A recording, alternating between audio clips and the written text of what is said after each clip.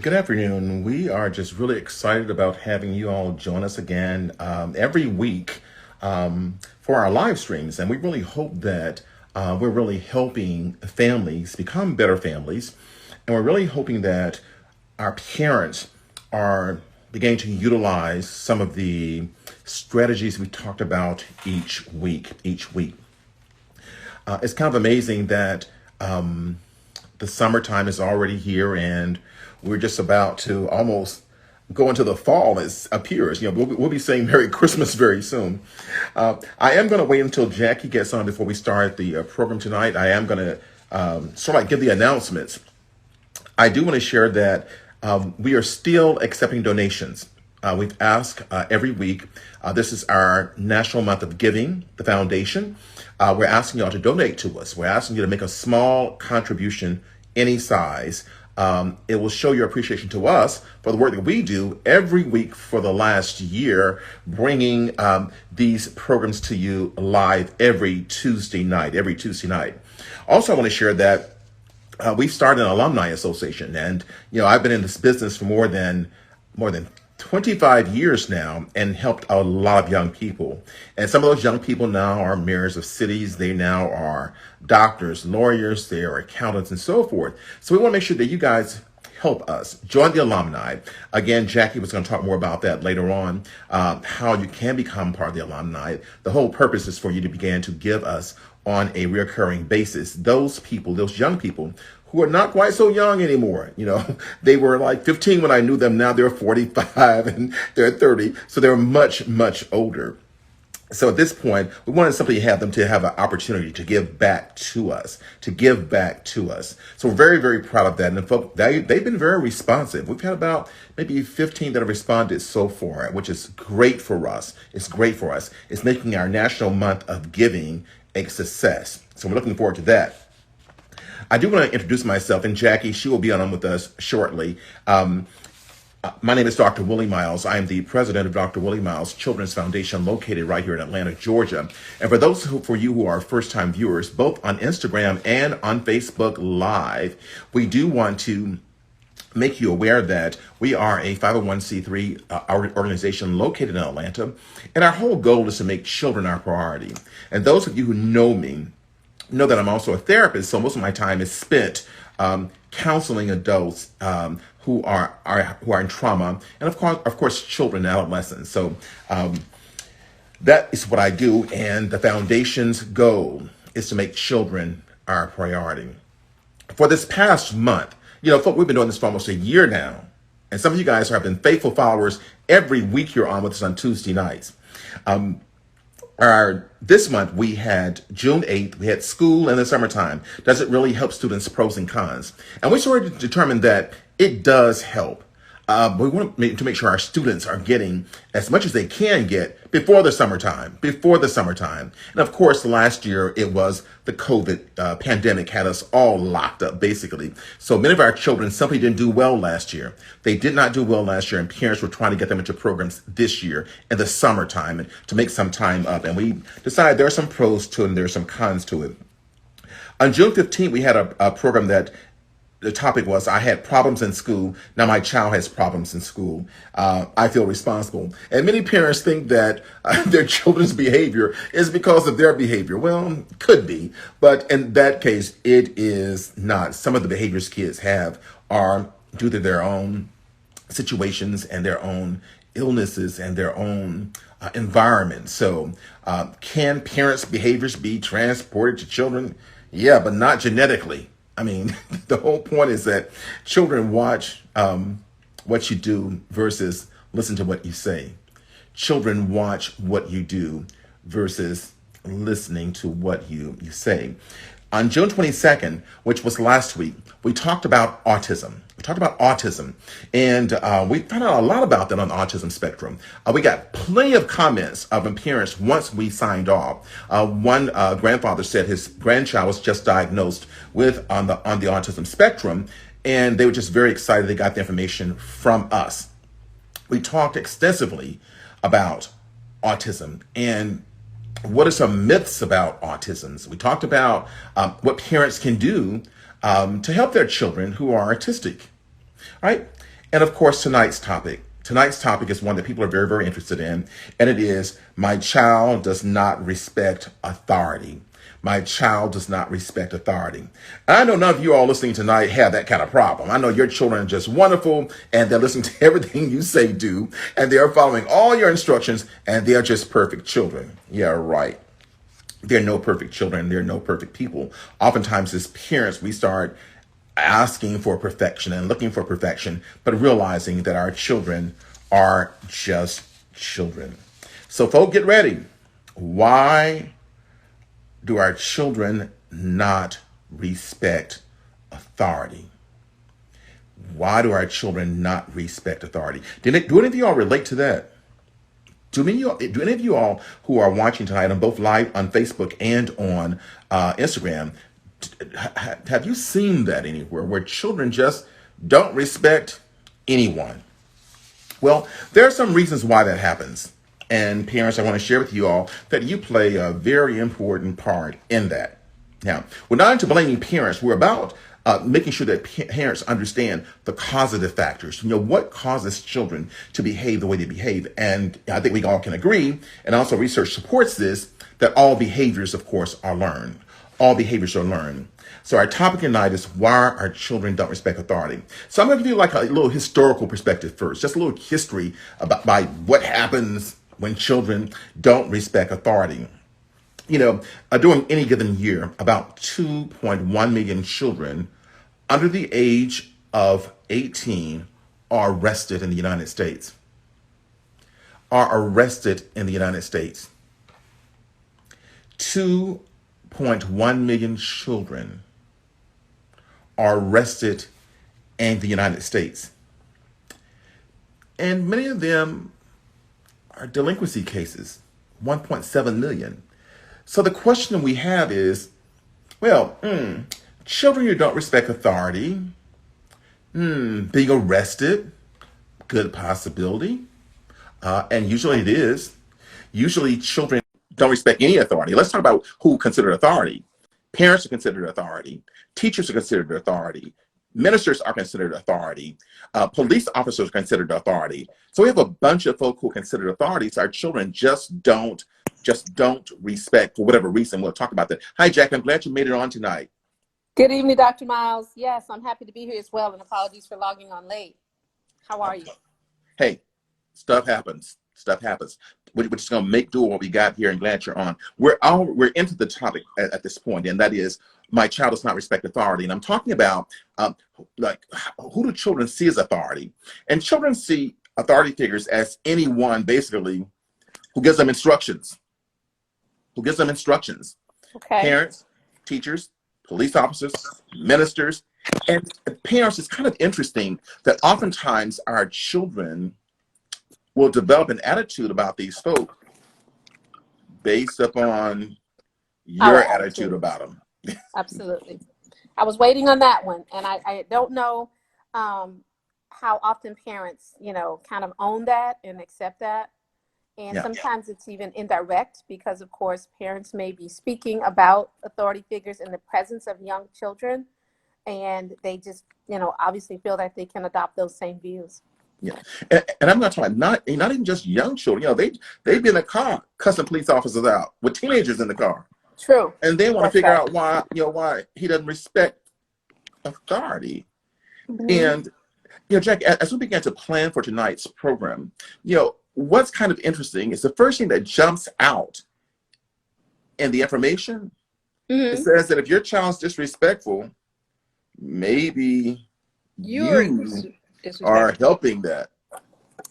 Yeah, and you know why that's kind of hard to overlook, Dr. Miles, is because parents, of course, have a responsibility to teach their children respect for all authority figures, as you pointed out. Older family members, their educators, people in their churches, older people in the community. So when you get to the point where you're talking about law enforcement and other, again, authority figures, if your child does not respect that, where else could we look but to the parents? And again, as we said before, we're not here to blame. We're here to help you. And Jackie, this these models don't start when the child is 12 years old. Oh We no. said that the child's behavior, his character is set by age 3. Right.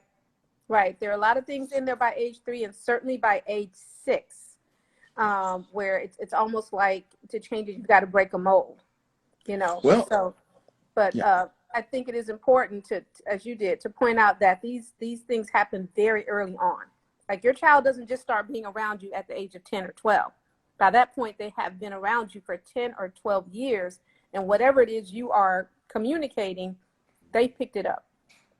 And not just that, it's also the interaction that parents, we're going to talk about this developmentally, the interactions the parent has with the child. If the parent is very permissive and and then when the child is, like 3 and 4 years old and 2 years old, and there's no guidelines, there's no rules, and the child, hits adults and the adults laugh at it, and the child running slams doors and people think that's cute, or the child calls some adult a name, they think that's cute, or the child slaps or hits an adult and parents think that's cute and says he's just a child. Well, that child is going to grow up to be an adult Quicker than you can imagine. and a teenager with those same kind of behaviors, and our society is something's not going to allow it. So we have some parents who allow that stuff and think they're doing positive parenting. Yeah, unfortunately, Dr. Miles, I can't really figure out how they figure that's positive parenting. If you mean that people confuse teaching a child to speak and speak up for themselves and to express things, if people are getting that confused with respecting authority or how they interact with authority, then that's obviously a really big mistake. Well, again, when we talk about mistakes, this whole thing about this respect thing is determined really by parents, because there are some parents who believe in this, this equalitarian thing that, that we're all human beings and children are little humans. So therefore, they have a right to express themselves, say what they want to say and how they want to say it without parent intervention. Now, if that's your thing, fine. I'm just simply saying, don't start complaining when you have to deal with the consequences, right, related exactly. to that being your thing. Exactly. Right. And I'm not going to say just the society we live in today, because honestly, it hasn't changed. It's always been this way. But perhaps what we're missing, Dr. Miles, is that the first authority figure in every child's life is the parent. Mm-hmm. And so again, if the parent is allowing the child to speak in a way that doesn't even respect them as parents or respect them as parents, then, we're not often surprised if they don't respect other quote unquote authority figures. And, again, I like to expand that term because, we were taught to respect, honestly, anyone older than us, and that would show up in the form of yes, ma'am, yes, sir, and things like that. And to this day, I know you do it because I've seen you do it, as well as myself, when we're dealing with people who are older than us. If people are older than you, then they've come before you, they've dealt with things, and typically in your life, they're there to help you. So respect is really a very basic concept. Well, one of our viewers wrote that I have a 13-year-old foster child that thinks she can do what she wants to do and not go to jail because she's too young. Well, tell her they're putting 7-year-olds in handcuffs and 6-year-olds in handcuffs. And we're not trying to scare her, but what she's saying basically is that you can't do anything to me. And so I can act in the way I want to act. Right. And of course, that is not the truth. And they're in foster care. So let me talk a little about that first. There's simply the case about being in foster care and being disrespectful and not respecting authority. Now, children in foster care have their own set of issues. Of course, the trauma first. And so this could be a way of her lashing out. One thing we've learned, Jackie, is that, and not just with foster children, but trying to lash back out at them doesn't work. Correct. So we have to model the behavior. And I would take that as a teaching moment. But not only a teaching moment, but evidently the child is hurting. Evidently this child is lashing out at you and our institutions because she really wants to lash out at the ones who have her in foster care, which are her parents. And so of course they're not around, which is why right. she's in foster care. So you're the one that's there that is taking the brunt of this. But, and I should not should say, but I want to share that I also teach folk that when you make any emotional decision, it's going to be the wrong decision. So you can't get angry with her and start saying all manner of things, because you're angry, because you're only feeding it. You're only feeding it. Now, I hope I've sort of like addressed that a little. The point is that we know there are consequences to all behaviors. There are consequences. Share with her what I just shared with you. Many of the kids who do not respect authority end up going to jail. There's 2.1 million every year that are arrested. And those children who are arrested have been disrespectful to someone, or they would not be being locked up. Right. And Dr. Miles, I'm hoping for some of our some of the people who are on with us, they actually had several TV shows on that dealt with children who simply had no respect for authority and how that was being dealt with in our criminal justice system.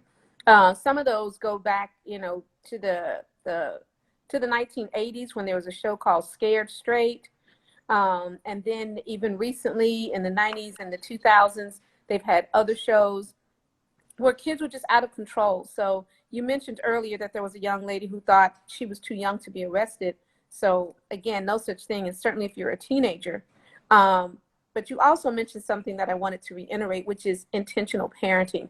When you say that lashing back out at a child who's lashing out is not strategy, that requires intentional parenting. Do you know what I mean? That requires a parent, hopefully, who's attending some of these sessions and who knows the difference, who knows the child that is just, not respecting authority, or a child that is in pain and hurting. And in order to deal with that properly, they have to be educated.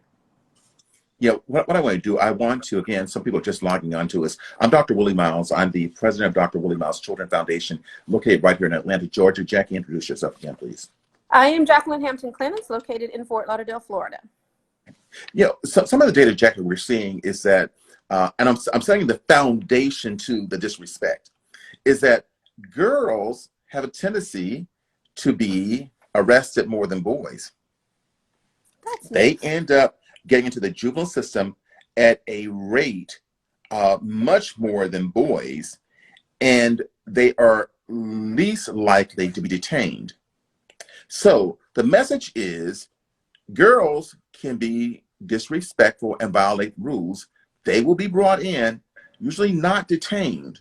Boys do the same thing. They are detained. Right. And so the message is that girls can get away with it, which again may be why someone mentioned that earlier. But I think, Dr. Miles, it's important to point out that we're probably talking about first arrest and first and second offenses. What I want to share, Jackie, is I want to share this piece, and that is, and I don't want to say they got away with it, because the mere fact of the arrest can be traumatizing. Are you with me? They're not detained. They may have gone to a diversion program. They may have gotten some consequences. But we're saying that when boys they get a direct consequence. So and I don't think they're likely to be detained. Right. I don't think they get away with it. I think they have other programs, and we now have more programs for boys that are diversion programs, and usually it's for the first offense, even the second, third offense. The critical things don't happen until the child becomes chronic. And the reason we're sharing this information, we're trying to show you what the end of being disrespectful can end up for a child. Right. And I think it's important, Dr. Miles, and I know we'll get to this, to talk about, because we're talking about consequences right now, but then, talking about some of the strategies and how parents can actually deal with it. Because to your point, this is not going to show up the first time with police officers. This is showing up in the home, showing up in school, long before it's a legal issue. So what are some of the things that, our parents should be doing? Maybe signs that there may be an issue, some early signs, and then some early responses. You take me to the end of the program in the middle, and I ain't ready to go there yet. I ain't ready to go there yet.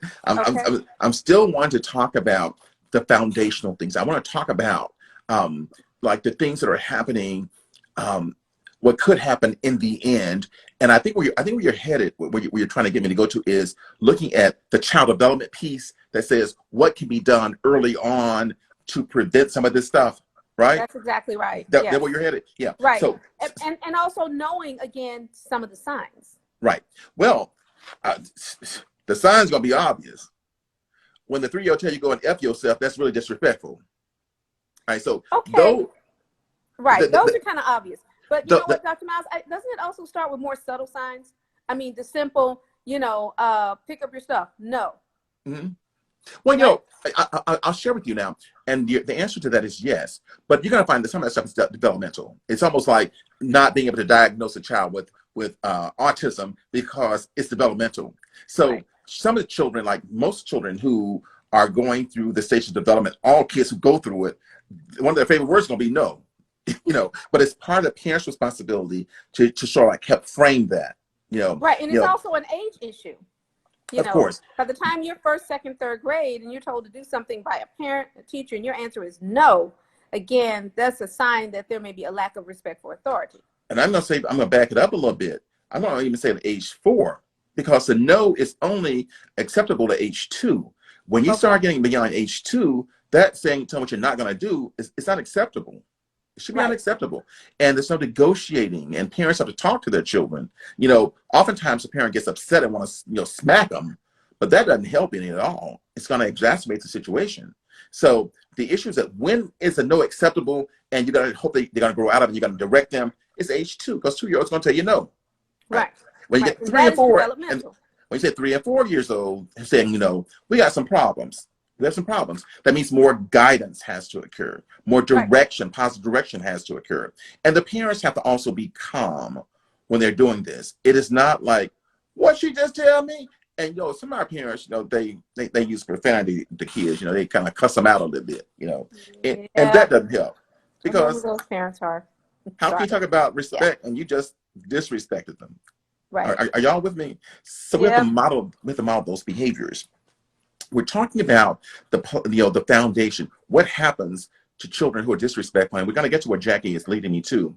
The other thing is that I want to paint the picture that there are 2.1 million children who end up in the system. Painting the picture that many of them are girls who may get to diversion programs and the boys are detained.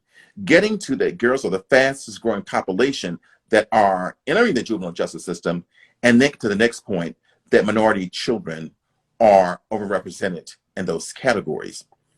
And Jackie, so when you talk about the minority children, to the people who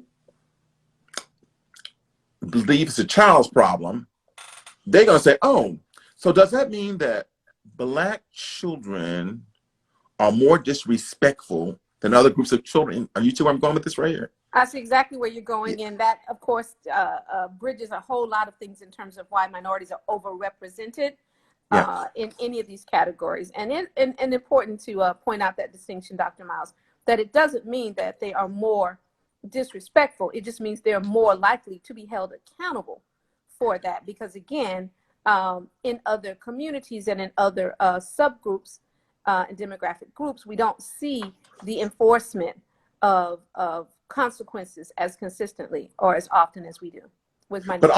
But also we see the generalization.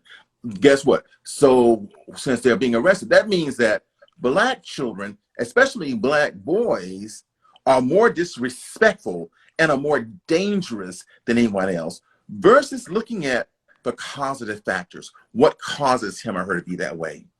Is it economics? Is it and economics is really the base of it. Is it education? What are the causative factors?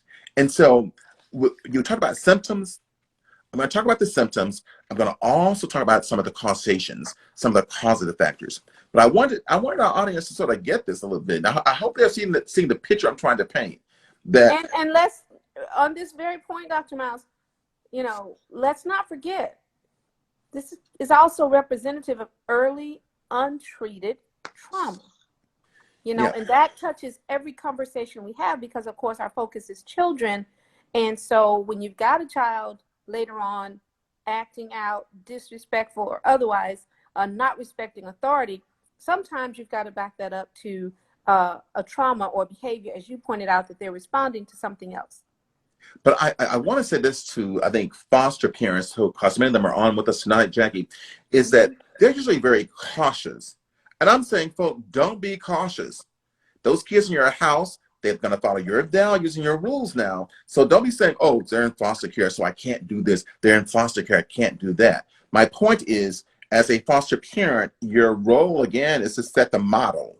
It's to set the model. Now, whether they And get it very or not, often they're there because that's exactly what they need. yeah. Right. They With the need whole, boundaries. They need consistency. with a whole lot more.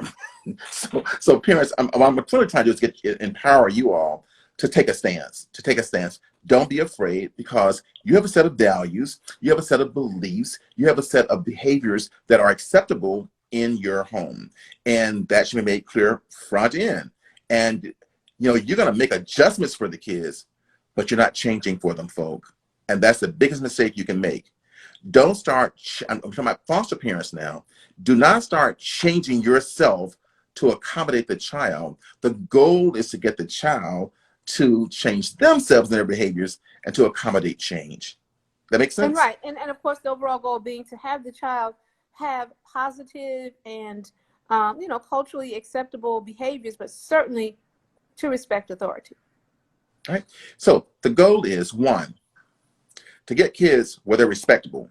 And when I say kids, I'm going to talk about it in categories, in stages of development, because with the younger kids, they're much more able, we can work with them. But when the child becomes a teenager and they're disrespectful, not going there yet, but I'm sharing with you how we're going to break this thing up. So we're still talking about what happens to them because of the disrespect.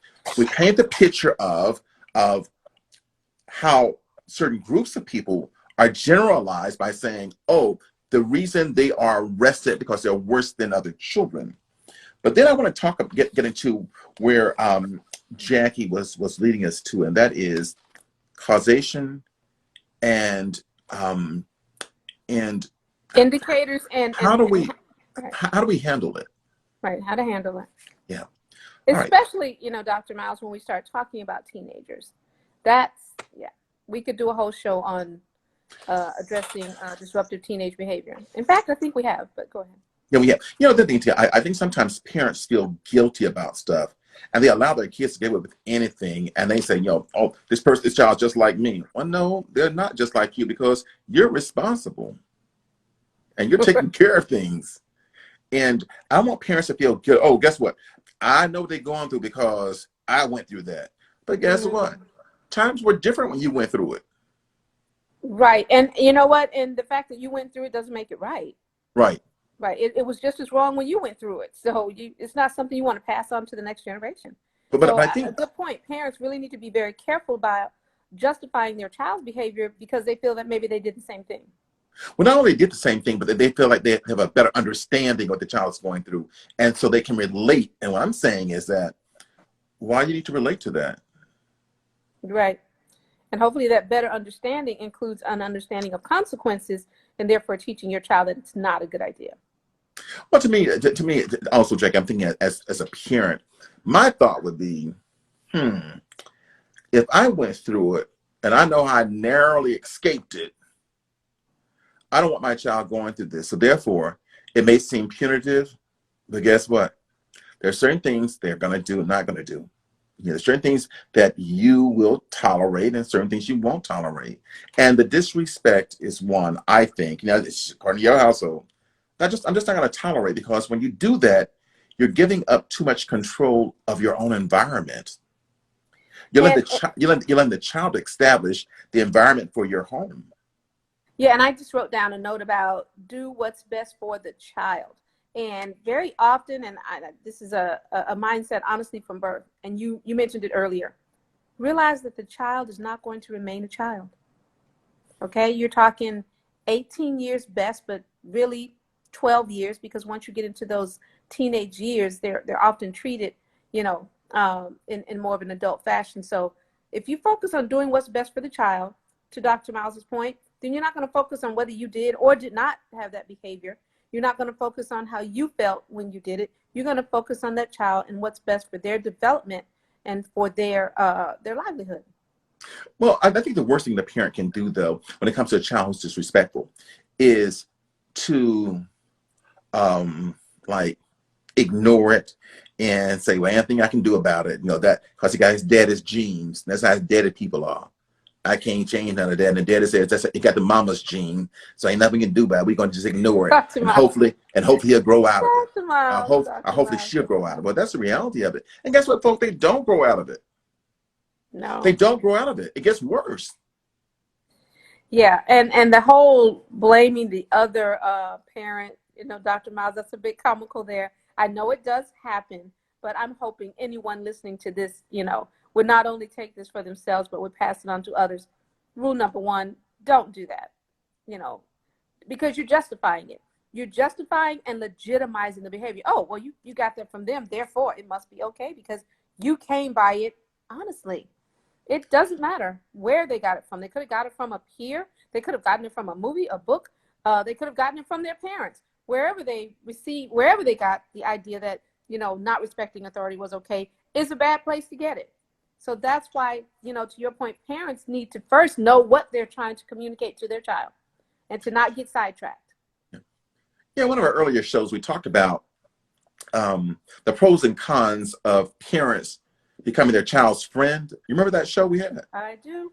And one of the biggest problems with this disrespect stuff, parents have established a friendship with their children from birth up to 12. And now the child want to cuss them out and call them names and be disrespectful. They're saying, I can't tolerate it. When you've established a friendship with the child. I'm not even sure how that's possible. What is communication and friendship are two different things, but a friendship, think about it. So you're 20-something, 30-something, 40-something, and you're establishing a friendship with a 2-year-old, a 3-year-old, a 4-year-old, a 10-year-old, a 12-year-old. That's not your role. If you're the friend, then who's the parent? Yeah. And the age you're talking about, the friendship at that age is not, and the parents are reading all these books now. I mean, at the 2 to like 6-year-old, it ain't the friendship they're establishing. What they're trying to establish is that I don't want to give my child too many restrictions because it could hamper his emotional development. There's some people who believe that. Mm-hmm. But then it becomes, at a teenager, that's where the friendship becomes like, we talked about, they wear the same clothing, they hang out the same places, and then the child starts disrespecting the parent, and the parent saying where it come from. And what we said is that you set a tone that said you created it. Right. You created from this. The beginning, you've been saying we're equal. We dress alike. I'm gonna hang out with you. You can hang out with me. Yeah. I hear some parents say, and it's kind of interesting talking about this parenting thing. They say, well, when it gets to a certain age where my child can be at the same place I can be at, it's time for me to stop going there. It's time for me to come in. Of course. I've heard a lot of educators say that as well. When you get to a place where you start running into your students and the places that you're hanging out, it's time to change. It's time for you to make some changes, yes. So parents, I want to share this with you. If you thought the disrespect, I got to go back here now because I'm very serious about this. If you think the disrespect came from your husband's genes, and there's people who really believe this stuff, now I'm telling you, guess what?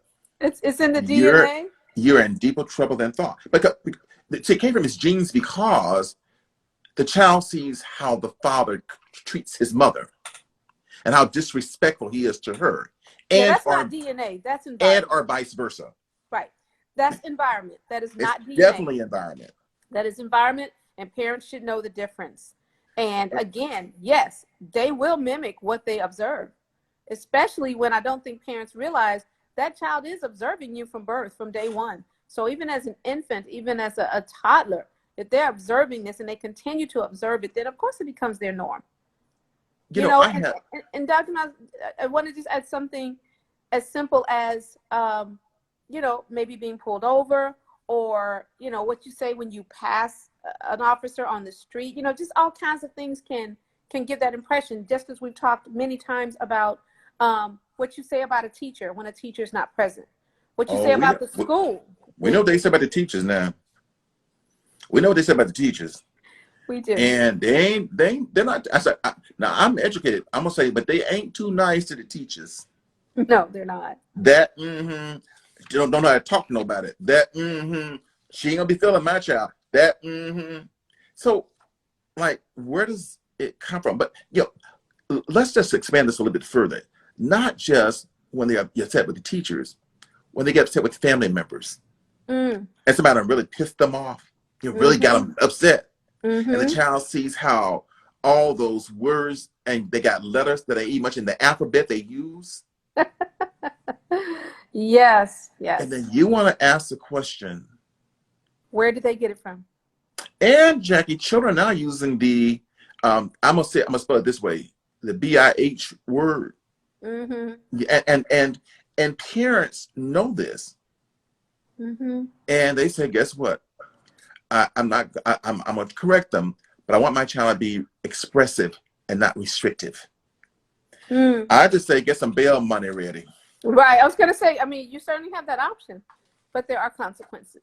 At the end of the day, there are consequences for all of us, not just your children. But for there are things you can do also. I think that before I get to that point, I am actually treating a family that has this severe case of a 16-year-old who sees himself as being equal to the parents. And the parents have allowed it. And they agree with me that they made a very bad mistake. And so what happens, the 6-year-old now walks around the house, calls them names, challenges them on most issues. And I shared with them this past week that they've got to establish a set of family values for their home. The values help steer the child in growth. For instance, there's no name calling in this house. No name calling. Right. 2, everyone will be treated with respect, and we will honor people's boundaries. Right. And then I'm starting to give them some ideas. Now to the child, he's gonna be saying, they done lost their mind. What are they talking about? We've never been this way. We've always been able to call each other's names, but the problem is, it comes to the boundary issue, and then one doesn't know when they're playing and when they're serious. And what's another thing for parents to consider? These behaviors also carry over into their adult relationships. Of course. Right? So when you see them not being able to maintain, relationships, be it friendships or romantic relationships, again, that same sense of, entitlement, lack of respect, which is ultimately a lack of self-respect, is there. But, Dr. Miles, I wanted to bring up and comment on this concept of equality. Does equality also, if you're telling a child that we're equal, do they also have equal responsibility? Are you splitting the bills in the house? Or, because that's what equality means, if that's what you're doing with your child. So if they're going to be equal in terms of voice and behavior, are they equal in terms of accountability and responsibility? Yeah. Check. I keep forgetting that our Facebook crew can't see you. Oh my goodness! So they're hearing. We're going to work on that this week. Yeah, we've been working on it for 3 months. Ain't figured it out yet, folk. But the point is that you're hearing Jackie Clement speak at this point. For those who can't see her on Instagram Live, they can see her. We will start having her be on Facebook Live with y'all. But when we start talking about this disrespect, we know what disrespect is. But the question is, do parents know what respect is? Can it be defined? You know what I'm saying? I do. How do you define respect? Is it that, the child just does everything you say do without question? Well, that ain't respect. Probably, right? And Dr. Miles, let's take a moment there in order to answer that question, parents have to go back to their childhood, and they have to ask, right, were those things established in their upbringing? Because that's usually what, the problem is. They also don't know what it looks like. So we're in trouble because some of our parents their parents didn't respect them. Right. And they didn't respect their parents. Right. I'm sorry, go So in on. that instance, then you have to recognize that first. And to your point, which is where we were, is then you have to define what it looks like, what it should look like.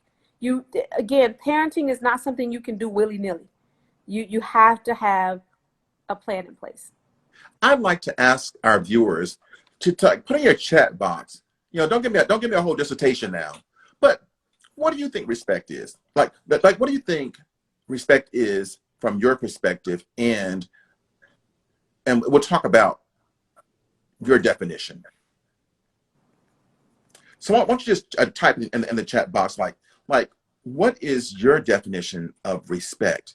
Because you can't expect to get something if you don't know what it is, and or if it changes every day. Very true. In other words, if it doesn't please me, you ain't respecting me. I'm just going to go ahead and I'm going to answer that as well, Dr. Miles. Mm-hmm. I think it's kind of interesting. If it doesn't please me, it's not respect. But sometimes respect ain't gonna please you. It's just respect. Are y'all with me? Mm-hmm. I really do think that's, the guiding question that parents have to ask before any of this goes into place. Yeah, right. What is respect? Yeah, I think Jack. I think it's used to say recognizing boundaries and kindness, and that's a key one. And it's also adoration. It is I trust you. It is I feel safe with you. It is you won't tell me to do anything that's wrong. Mm-hmm. It's the respect. And I can hear someone saying, well, guess what? That respect stuff got to be earned. I absolutely agree. So I want to add earned and taught. yes, earned and taught. And people, something, Jackie, I'm going to go back to a word that you use throughout our programming. We sort of like raising children is like piecemeal. Like, okay, I don't know what I'm doing today, so we'll just get through the day. Yeah, tomorrow, I don't know what he's gonna be when he wakes up. But the key word is intentional. You gotta decide what you want your child to be like, and it starts people much earlier. It starts from the day they're born. What do you want your child to be like? Now, it doesn't always work out that way now, but at least you have some idea. I want him to be respectable. Some basic things. I want her to feel confident in themselves. I want them to be respectful, and I want them to be respected. Are y'all with me? Mm-hmm. So, but Jack, I guess we don't have this kind of conversation with our kids.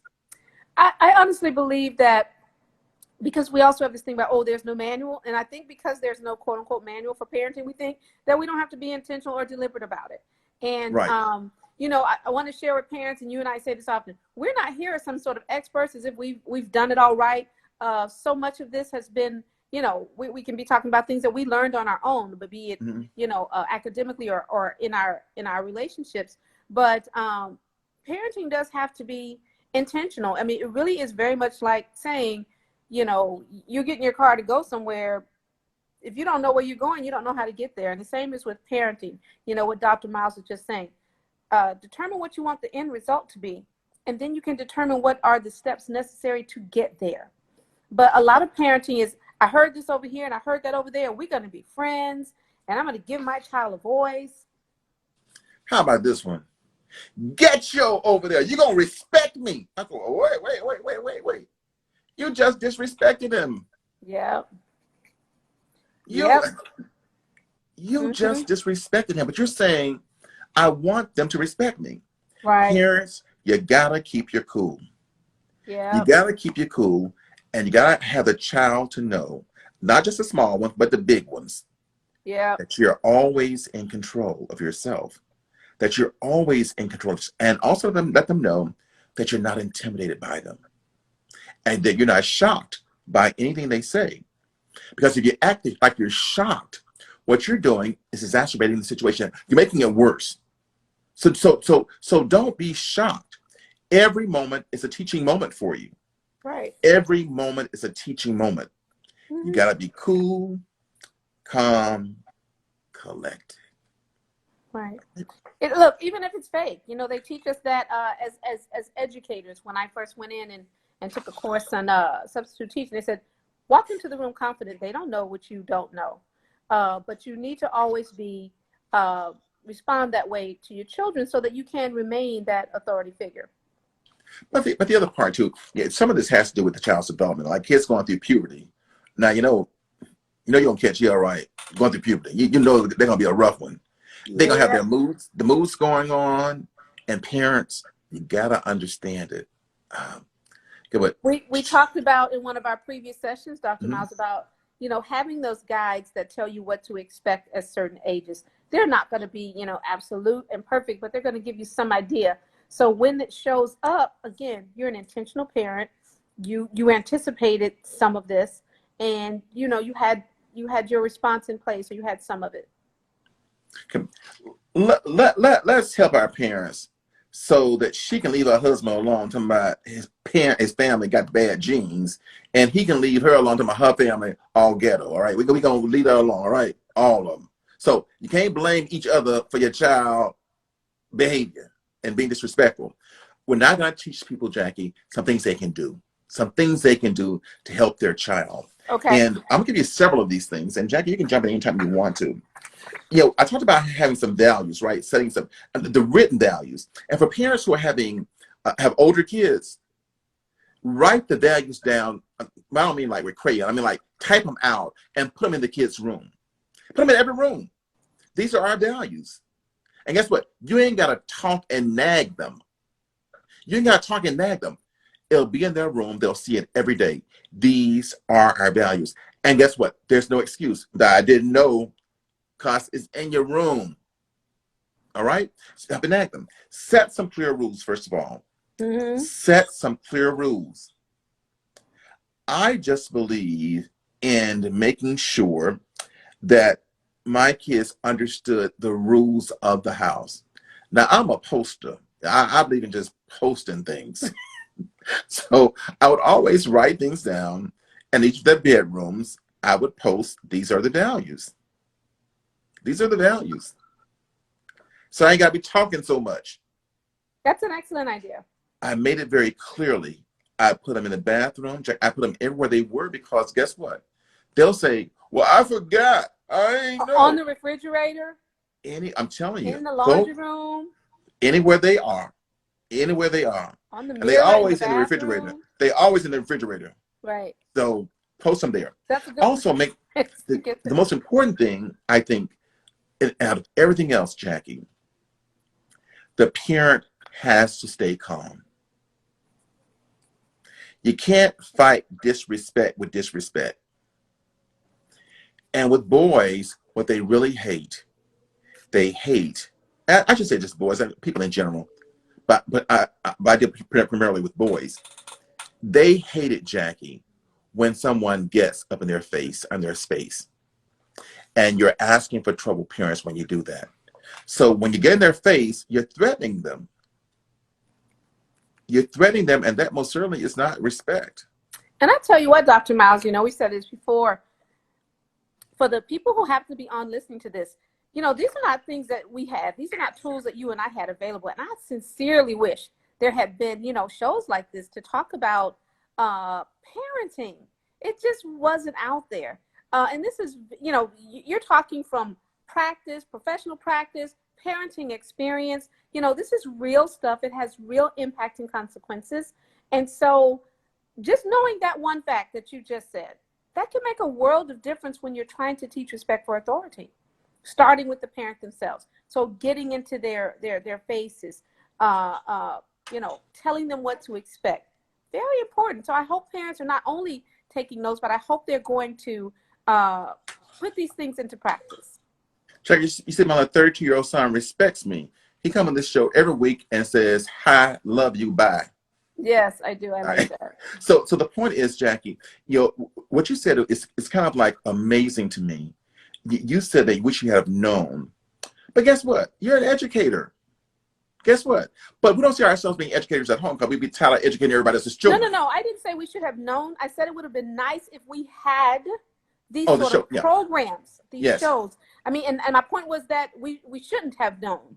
Right. I mean, of course, professionally you get that training, but Right. most parents are not educators, and That's true. so right. And They don't Dr. know. Miles, even as an educator, the specifics of dealing with teenagers, something about. I mean, hopefully, as an educator, you're not getting in anyone's face anyway. But when you're at Oh, home, you are in a different role. go on. Do you know what I'm saying? I mean, there's just Yeah.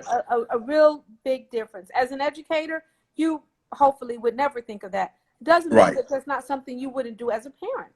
Because I Exactly. do think as parents, parents often respond emotionally. We Right. know this, and we haven't brought this up yet, Dr. Miles, but some of this is cultural.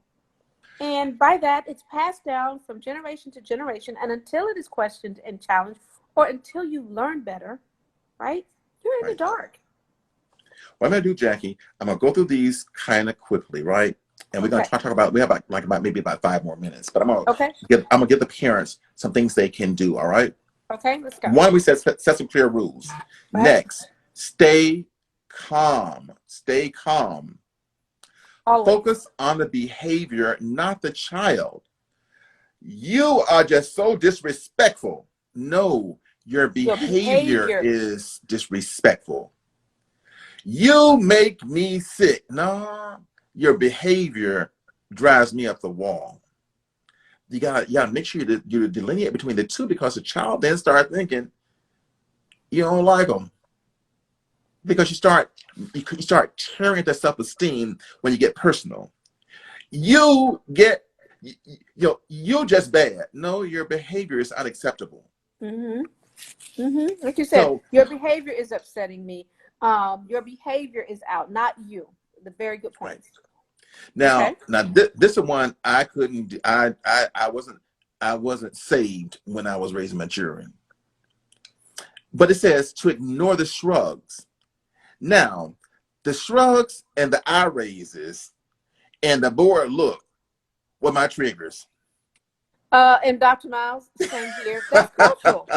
I mean, because we couldn't do that. And so, yeah, we had very probably visceral responses to shrugs, sighs, rolling eyes, all of those nonverbals. Absolutely. I tell you, I just, it was that and slamming doors. And now that and saying what? Oh, stop, because I'm getting upset already. You call each other like, what? Oh, my kids are grown. Right. What? Like, who are you talking to? Parents, let me give you some breathing exercises. Breathe in, breathe out slowly 10 times. Don't respond. Don't say, what you just do? Who are you talking to? Right. Pray for me. Pray for me. 2020. The shrugs and the eye rolls. Woof. All right. Back to being professional. Right. Back to giving the right advice. Okay. No, I'm going to say, no, don't do as I say do. Yeah, don't do as I do. All right. Sometimes teenagers are disrespectful without meaning to be. Right. Have you heard something say, you interpreted the wrong way? I didn't mean it that way. Always. And what's your reply? Don't tell them. Don't tell them.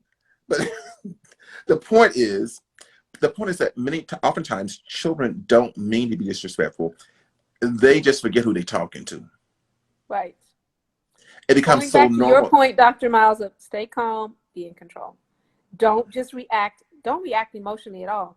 But certainly don't let the emotion be your leading, be your guide. Or pull the educator role. Throw some questions back. Were you talking to me? I know you didn't mean to be rude. I know it was not your intention to be disrespectful, right. But however. And don't say this sarcastic as I said it. But I'd be like, I know I ain't just here. No, my ears did not hear that. Guess your ears did hear it. So don't ask questions you don't want the answers to now. Yeah, be careful of that, especially with those teenagers, because they will give you just a straight answer. Oh boy. Right. But the key thing is, yeah. The thing is, oh yeah, popping the lips. Oh my goodness, yes. Virginia yes. Make sure you have some consequences for them. Now, And let's parents, add predetermined consequences. yeah, So yeah. they know you're not rolling out some emotional response. This was already established that this is the consequence for this behavior. But parents, I want to share this with you also. Uh, don't go crazy with the consequences because you'll be totally unaffected. Give me an example. I have 2 minutes. For the parent who, Jackie, takes away everything the child got as a consequence at one time. I said, baby, at this point, what you going to use for the next time? You took away the phone, the television, his bed, the sofa. The I mean, friends,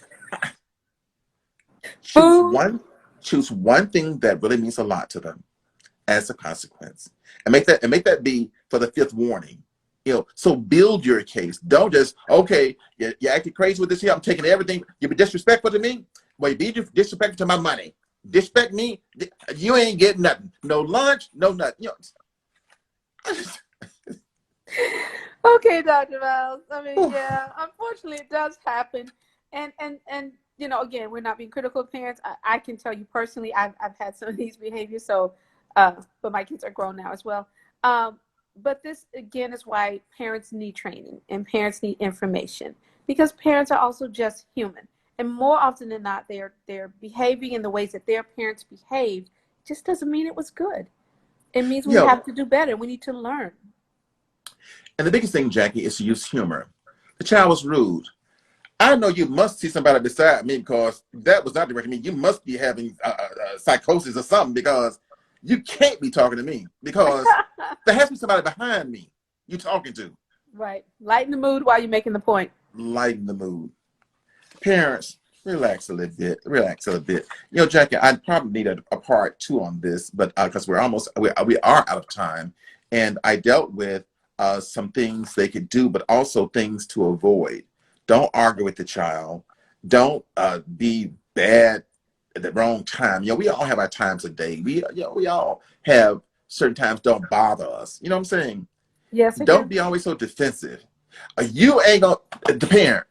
You ain't gonna control me. Then you go to your room, right? Well, again, when you have that mindset of you being friends, you're actually acting like a friend at that point. You're not behaving Oh, like a and parent. here's a good one right here. Come closer. Let me talk to you. Now, let me tell you what you are gonna do now. This is what you is gonna do. This is what you ain't gonna do.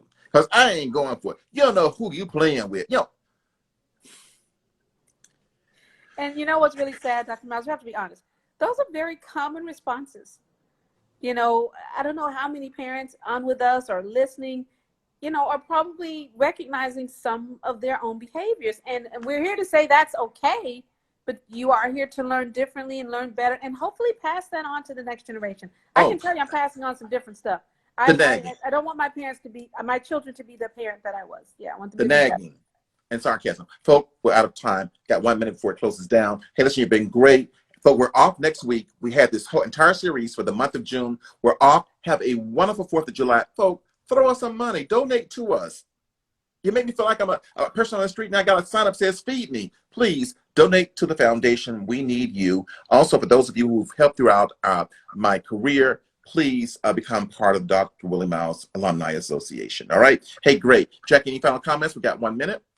No, been a great session. Maybe we should do a part 2. Yep, got much more to do. Hey, folks, be safe out there. We'll see you in 2 weeks. Have a great 4th of July. Good night, everyone.